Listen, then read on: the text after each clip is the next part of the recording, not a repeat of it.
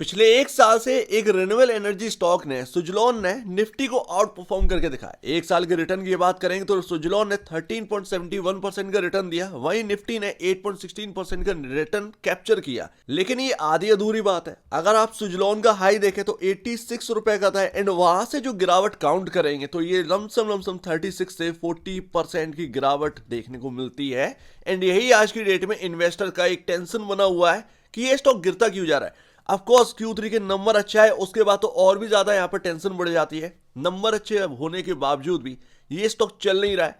ऐसा कौन सा यहाँ पर आफत आ पड़ी है, ऐसा कौन सा प्रॉब्लम आ पड़ी है, तो डिटेल में समझते हैं। प्रॉब्लम की बात कुछ भी नहीं है, यहाँ पर समझने की बात।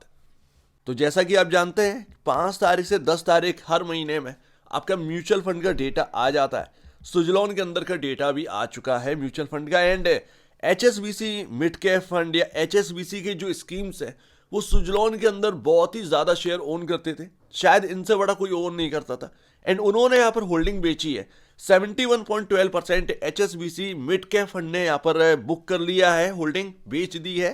बाकी का यहाँ पर 29% होल्ड कर रहे हैं। लेकिन HSBC का सिर्फ और सिर्फ एक फंड नहीं है, या कह सकते हैं एक स्कीम नहीं है जो कि सुजलॉन को होल्ड करी थी। लिस्ट लंबी है, मैं दिखा नहीं पा रहा हूं, बट HSBC का जो भी स्कीम है सभी ने यहाँ पर मोस्टली बुक किया है सुजलॉन के अंदर। एंड शायद ये हायर प्राइस पर ही बुक किया है, तभी शायद एक सेल ऑफ जो है वो इस स्टॉक के अंदर देखने को मिला भी है।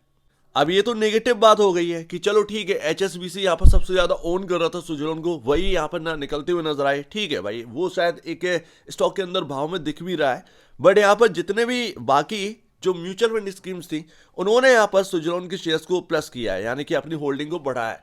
तो जहां एक तरफ नेगेटिव देखने को मिल रहा है वहीं एक तरफा पॉजिटिव भी देखने को मिल रहा है। बहुत सारी स्कीम्स आई हैं एंड उतना ही शायद बाइंग करी है जितना की सेलिंग हुई है HSBC की तरफ से। अब सुजलॉन के अंदर जो गिरावट हुई है उसमें लोग बजट को फैक्टर मान रहे हैं, ऐसा नहीं है।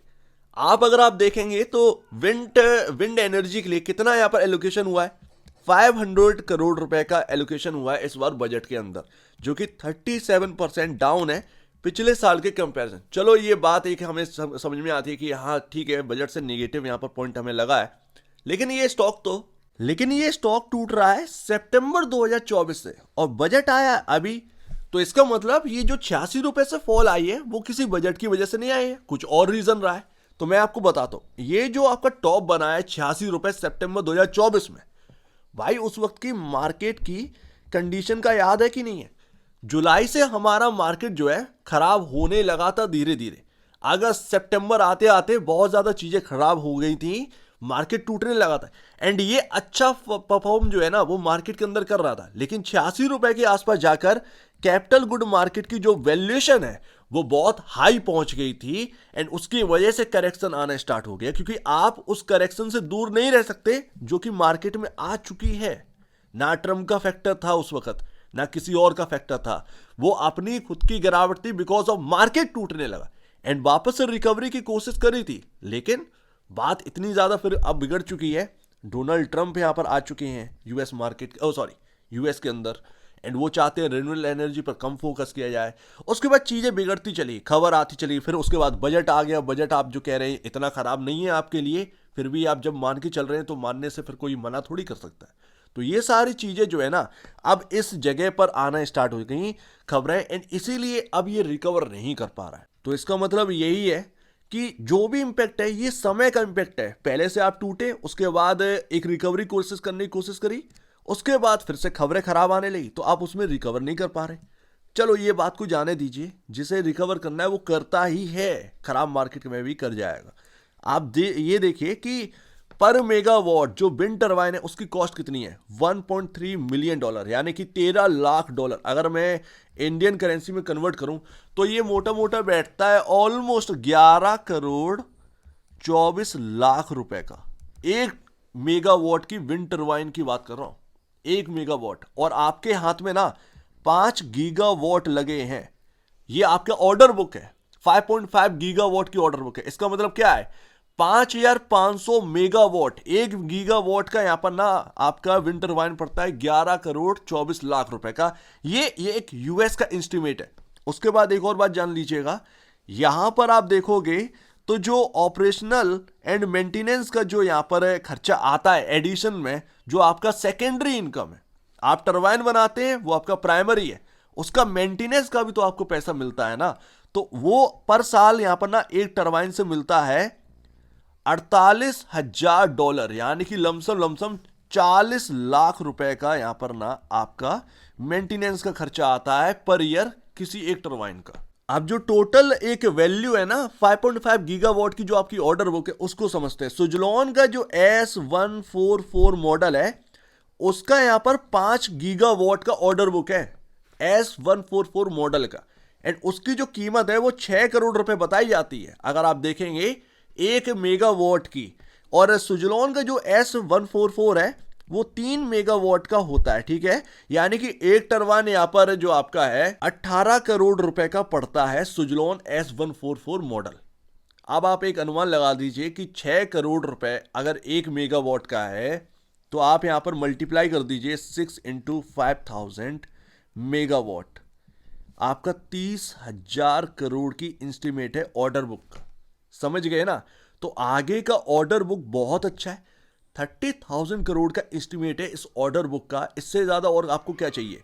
लोग बजट चिल्ला रहे हैं भैया, वो एक साल के लिए अगर आपका थोड़ा सा कम रहा है, ऑर्डर नहीं आएंगे उतना जितना कि पिछले साल आए, तो क्या ये ऑर्डर बुक जो 30,000 करोड़ की है ये क्या मूंगफली है या देखने के लिए बनी हुई है। सुजलॉन का जो इन्वेस्टर प्रेजेंटेशन है वहां पर इंडिया के बारे में बताया गया है, सोलर एंड विंड के बारे में। तो दिसंबर 2024 के हिसाब से इंडिया के पास 462 गीगावाट का कैपेसिटी है, ठीक है, जिसके अंदर विंड का 11% वेटेज है, सोलर 21%। सही मायने में देखा जाए तो 48 गीगावाट का यहां पर विंड से आता है, 98 गीगावाट आता है सोलर से, बाकी सब अलग तरीके से। 2030 तक इंडिया यहां पर 462 गीगावाट को एक पहुंचा देगा, 777 गीगावाट का टारगेट जो रखा हुआ है वहां तक। एंड ये जो 48 गीगावाट की कैपेसिटी है विंड की, वो ऑलमोस्ट 100 गीगावाट की पड़ने वाली है, पहुंचने वाली है। 13% इससे 2030 में वेटेज होगा, ध्यान रखिएगा। एंड सोलर है यहाँ पर 293 गीगावाट की कैपेसिटी वाला हो जाएगा। सोलर में ऑफकोर्स यहाँ पर विंड के कंपैरिजन थोड़ा सा ज़्यादा उछाल देखने मिला है, लेकिन थोड़ा सा ही है। जहाँ ये थोड़ा सा यहाँ पर 2.5 गुना बढ़ने वाले हैं, तो वो 3 गुना या 3.5 गुना के आसपास सोलर का यहाँ पर जो है ना कैपेसिटी इंक्रीज होने वाला है। 2047 तक यहाँ पर जो है ना इंडिया की जो पावर कैपेसिटी है वो 2100 गीगावाट की हो जाएगी। एंड उसमें विंड का जो वेटेज है वो 19% पहुंचेगा, 400 गीगावाट की कैपेसिटी पहुंच जाएगी, यानी कि 4 टाइम हो जाएगा 2047 तक। 17 साल में 4 गुना ये विंड की कैपेसिटी बढ़ेगी। सोलर का ऑफकोर्स यहाँ पर ना 57% का वेटेज है, इसीलिए सोलर स्टॉक ज़्यादा चमकती हुई नजर आते हैं विंड के कंपैरिजन। लेकिन विंड का यहाँ पर प्लेयर जो है सबसे बड़ा तो सुजलॉन ही है, इसीलिए सबसे ज़्यादा एक्शन इसी स्टॉक के अंदर देखने को मिलता है। एंड जो सुजलॉन का दिसंबर का रिजल्ट आया था भाई, इसका आपको ना नज़र रखनी पड़ेगी भैया। इतना बेहतरीन नंबर, सब कुछ बेहतरीन, वो मार्केट की कंडीशन से नहीं चल पा रहा है। अदरवाइज इस नंबर में तो ना कोई स्टॉक फूले ना समाए। 500 करोड़ का यहाँ पर ऑपरेटिंग प्रॉफिट है, operating margin all time almost high पर है, 17% हिट कर दिया है। तो अब आपको और क्या चाहिए। इवन कमेंट्री जो आई थी सुजलॉन के मैनेजमेंट की, उन्होंने कहा था कि Q3 के कंपैरिजन Q4 का क्वार्टर जो है ना बहुत ही अच्छा बीतने वाला है Q3 के कंपैरिजन। तो जब Q3 के इतने बेहतरीन नंबर है तो Q4 आप अनुमान लगा लीजिए कि कितना बेहतरीन है। एंड अगर ये Q4 अच्छा निकला तो आपका यहाँ पर जो है ना कंफर्ट ही कंफर्ट आना है, पी रेशियो में कंफर्ट आएगा, प्राइस टू बुक वैल्यू बढ़िया होगी आपकी, समझ रहे हैं ना, अर्निंग पर शेयर इंक्रीज होगा। तो इससे ज़्यादा और क्या चाहिए। तो मैनेजमेंट काफ़ी कॉन्फिडेंस है, दिखा रहा है आगे के लिए। एंड कहीं ना कहीं ये दिखाना कोई ऐसा नहीं है कि कोई दिखावटी है, ये उनके हाथ में है, इसीलिए वो बता पा रहे हैं। एंड लास्ट तो देखिए, जहां तक आपको एक शायद एक आइडिया लग गया होगा कि सुजलॉन के अंदर क्या चल रहा है, आपको सारी बातें मैंने आपको बता दी हैं। क्या पॉजिटिव है, कितना पॉजिटिव है, ऑर्डर बुक कितनी है, हर चीज़ हम डिस्कस कर चुके हैं। अब आप यहाँ पर जो है ना इसको अगर लेकर बैठ जाएं कि बजट में बहुत सारी चीज़ें खराब हो गई, तो भैया फिर वो आपका अनुमान है। हमेशा ध्यान रखिएगा कि हर चीज़ ना फंडामेंटली डिपेंड नहीं रहती। जो लोग सोचते हैं ना कि सब कुछ फंडामेंटल डिपेंड है, नहीं, ऐसा कभी भी ना सोच के मत चलिएगा। चार्ट पैटर्न भी बहुत इंपॉर्टेंट होता है किसी भी स्टॉक के अंदर। अगर वो नेगेटिव है ना तो आपका रिजल्ट अच्छा आ जाए ना, फिर भी वो स्टॉक नेगेटिव ही रिएक्ट करेगा। स्टॉक जो सपोर्ट ले रहा है, मैं तो आपके सामने कितना कवर किया। मैंने आपसे Q3 में बात हुई थी, मैंने कहा था 60 रुपए तक जाएगा उधर, यहाँ पर ना आपका 50 डेमा मिल जाएगा। एंड वो ग्रीन लाइन जो निकल रही है ना, यहाँ से आप देखिए कि गिरावट वहीं से आई ग्रीन लाइन से। ये आपका 50 डेमा है, मूविंग एवरेज। आसान नहीं होता है निकाल पाना इतना, ठीक है ना। वहीं से ये स्टॉक दोबारा फॉल करने लगा। 53 रुपये बहुत अच्छी रेंज थी, बहुत अच्छा सपोर्ट बनाया था, वहां पर बार बार सपोर्ट लेने की कोशिश करता है, बट अभी वो टूट चुका है। यानी कि अब हम निचले लेवल देख रहे हैं। सुजलॉन के अंदर जो तेजी आई थी उसमें अप्रैल के आसपास डेंट पड़ा था, सॉरी फरवरी के आसपास डेंट पड़ा था, एंड ये स्टॉक टूटा था लमसम 30 रुपए 35 रुपए के आसपास। यहीं पर आपका चार्ट पैटर्न एक बना हुआ था, डब्लू पैटर्न, जिसका एक जो मिड पॉइंट है वो ऑलमोस्ट 44 रुपए बनता है, ठीक है ना। स्टॉक अभी 46 का लो लगा के गया है। तो ये आप ये समझिए सुजलॉन के अंदर कि कहीं ना कहीं ये कोशिश कर रहा है 44 रुपए तक आने की। अभी 46 गया है, बट कहीं ना कहीं वो डिस्काउंट कर सकता है 44 रुपए तक। तो अगर आपने जो 46 रुपए पर खरीद रखा है, शायद आपने एक बेहतरीन जगह पर खरीद रखा है, बट कहीं ना कहीं जो स्टॉक है वो इधर ही घूमता हुआ नजर आ सकता है because of market condition. And Trump जो है वो इस नेक्स्ट वीक यानी कि कल से जो स्टार्ट हो जाएगा, वो कुछ और टैरिफ अनाउंस कर रहे हैं। तो ये डर लगा रहता है कि रिन्यूएबल के ऊपर तो कुछ ज़्यादा वो नहीं कर देंगे। तो ये अभी थोड़ा सा डर है मार्केट के अंदर, इसीलिए आपका कोई भी रिन्यूएबल एनर्जी स्टॉक उठा के देख लीजिए, नेगेटिव ही इंपैक्ट कर रहा है, सेंटीमेंट नेगेटिव है इस वक्त। तो ये रहा आपके सामने पूरा सुजलॉन एनर्जी का जो ब्यौरा है, मैंने आपके सामने रख दिया है। कहीं ना कहीं अब आपको इधर उधर भागने की जरूरत नहीं है, सारी चीज़ें आपको मैंने यही बता दी है, सब कुछ पॉजिटिव है। चार्ट पैटर्न अभी नेगेटिव यहाँ पर रिएक्ट कर रहा है बिकॉज ऑफ सेंटीमेंट जो है वो अभी नेगेटिव है, लेकिन चीज़ें आगे के लिए बहुत सुपर है।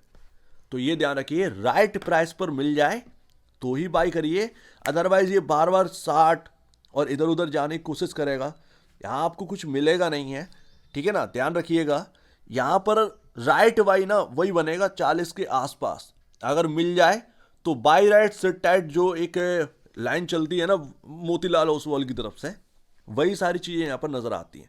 बट उस वक्त भी आप देखेंगे कि 40 रुपये भले ही आपको मिल जाए, तब भी आप स्टॉक मार्केट का पार्ट है, कंपनी अच्छा कर रही है, बट अगर स्टॉक मार्केट नेगेटिव सेंटीमेंट बने हुए हैं तब भी वो आप जो है ना एक अनुमान नहीं लगा सकते कि 40 रुपये से ही सारी चीज़ें बदल जाएंगी। आपको सही प्राइस तो मिल जाएगा बाई करने के लिए, लेकिन चीज़ें बदलेंगी या नहीं बदलेंगी ये तो वक्त ही बताता है ना। तो ये बात आप समझो, नेगेटिव कुछ भी नहीं है, फंडामेंटली पॉजिटिव ही है सारी चीज़ें, बट चार्ट पैटर्न अभी जो है वो आपको जवाब नहीं दे रहा। सेंटीमेंट मार्केट का बिगड़ा हुआ है रिन्यूएबल एनर्जी स्टॉक के अंदर। सो उम्मीद है काफ़ी कुछ आपको समझ में आया होगा। एक बार निवेश से पहले या बेचने से पहले अपने ब्रोकर एडवाइस से जरूर सलाह लीजिए, खुद की स्टडी करिएगा, उससे बेहतर कुछ भी नहीं है, खुद की स्टडी ही मस्त है। तो आप दीजिए मुझे वीडियो देखने को, वो तो धन्यवाद दोस्तों।